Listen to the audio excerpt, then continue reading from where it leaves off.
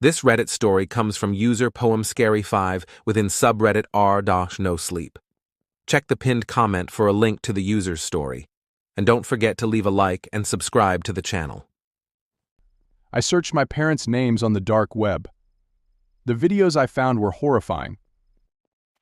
When my friend first introduced me to the dark web, I was amazed at how such an unknown thing could house some of the most illegal things on Earth. Up until today, I had only used it for learning how to code and commit small crimes. But after the horrifying videos I just found, I don't think I'll ever use the dark web again. I first met my best friend Alex when a little bit after I got into high school. My parents had moved us to a new town and I had no friends. It was lonely at first, but I got used to it. We moved because they were paranoid after many murders occurred in our town. I thought this was weird moving across the country over that, but I let it go. The reason Alex and I became friends so quickly was because we both had a shared interest in the internet and everything it had to offer. I was a gaming addict and a Tier 3 Pokemon subscriber, while he was more of a coder and developer. 2 years later, we were still best friends, but now we were much older and smarter. Alex had discovered the dark web, and he was obsessed with it. He pretty much spent every hour of the day on it searching through anything you could imagine. There was nothing wrong with this, but one search he made was the biggest mistake of his entire life. I remember waking up to dozens of text messages from him one morning. This wasn't normal. Alex wasn't a very social person, and it was very hard to get words out of him. I opened my phone to see what he had messaged me. "Dude, Jack, you have to come over right now, this is important." "Jack, please wake up, this is urgent." "Where are you?" These were only some of the messages, but the rest were very similar, with them all being urgent, and that I needed to go to his house immediately. My parents were both at work still, so I went over to Alex's house. When I arrived, there were 4 cop cars parked in front of his house, and there were dozens of people in news vans standing out front. I made my way through the crowd and Alex's mother told the police to let me inside. I could see tears rolling down her cheeks as she opened the door. "What's going on, Mrs. Gonzalez?" I asked. "Alex missing," she said as she started crying. My heart sank. How could this happen? He had just texted me earlier that morning. That was when it hit me. What if he was trying to warn me? What if his text messages were related to his disappearance? Still in shock, I walked up to one of the detectives in the kitchen. "Is Alex going to be okay?" I asked. "Of course he is. He's going to be just fine. We're going to find him very soon," one of the detectives responded. Something about that response was off. It was like I knew he was wrong. Deep down I had this slight feeling that I wasn't going to see him ever again. I remembered the text messages, however, and pulled out my phone to show it to the detective. "He texted me this morning. What if this has something to do with him going missing?" I said swiftly. As he began reading them, his expression quickly changed. It was like it got worse. He told me they needed to keep my phone for now to investigate the text messages and said they would give it back to me later. I stayed around the house for a while, not just because I missed Alex, but because I wanted to comfort his parents. They cared about me a lot, and it hurt to see them like that. His mother couldn't stop crying. Eventually, however, I went into Alex's room to see if I could find anything that might give a clue about why he went missing. I searched through everything, but I found nothing. But then I noticed something. Alex's computer was on, but his monitor was turned off. I looked for the button to turn it on and hit it. As the screen lit up, my heart sank. He was on the dark web. Obviously, this was normal, but for some reason he had dozens of different tabs opened. I knew this part wasn't normal, so I closed the door and locked it and began going through them. At first it was all pretty usual for him, but then things started to get weird.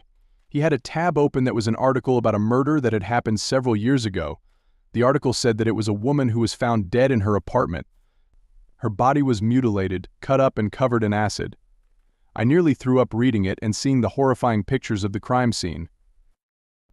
Not wanting to see any of it anymore, I switched the tab, just to reveal another article about another murder. Confused, I quickly went through the rest of the tabs he had open, and they were all the same thing. They all were about some type of murder or crime. The one that stuck out the most to me, however, was one about a murder that had happened 2 years ago. At first it seemed pretty normal, but as I read further I realized what it was. It was about the murder of our neighbor that prompted us to move away. Confusion quickly swept over me. How did Alex know about this? I never told him about it because to me it wasn't that important. I figured it must have just been a strange coincidence, but then I saw the last search he had made on his computer. It was my last name. Horrified and confused, I quickly stumbled out of his room and back to the living room.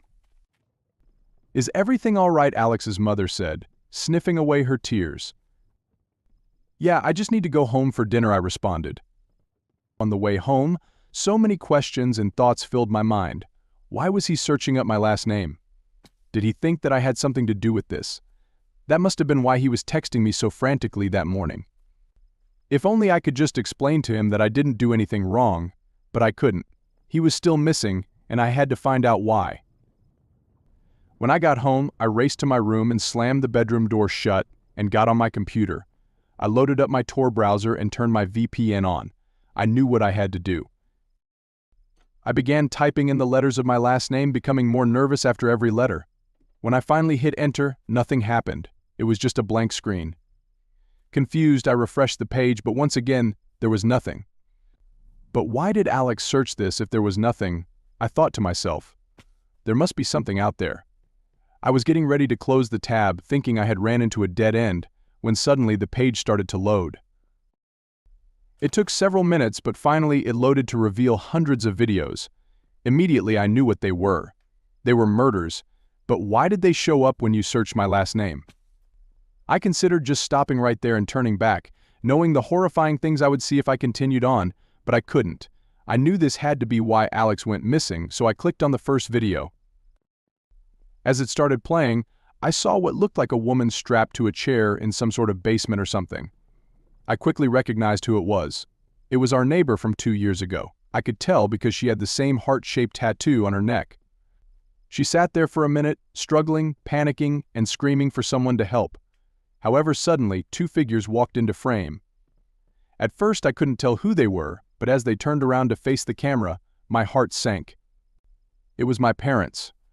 My father was holding a knife while my mother was holding a small scalpel.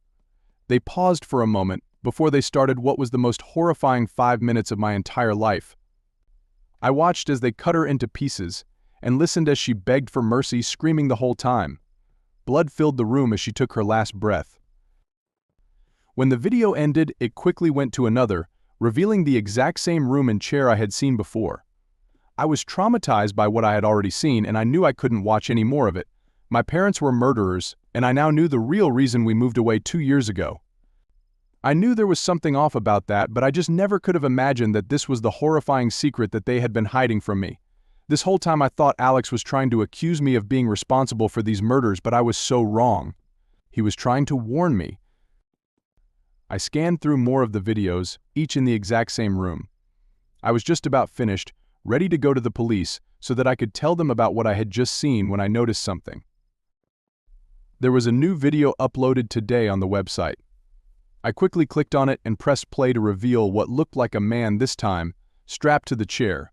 He had a sack over his face and I couldn't tell who it was. Once again, however, I saw my parents walk into the frame.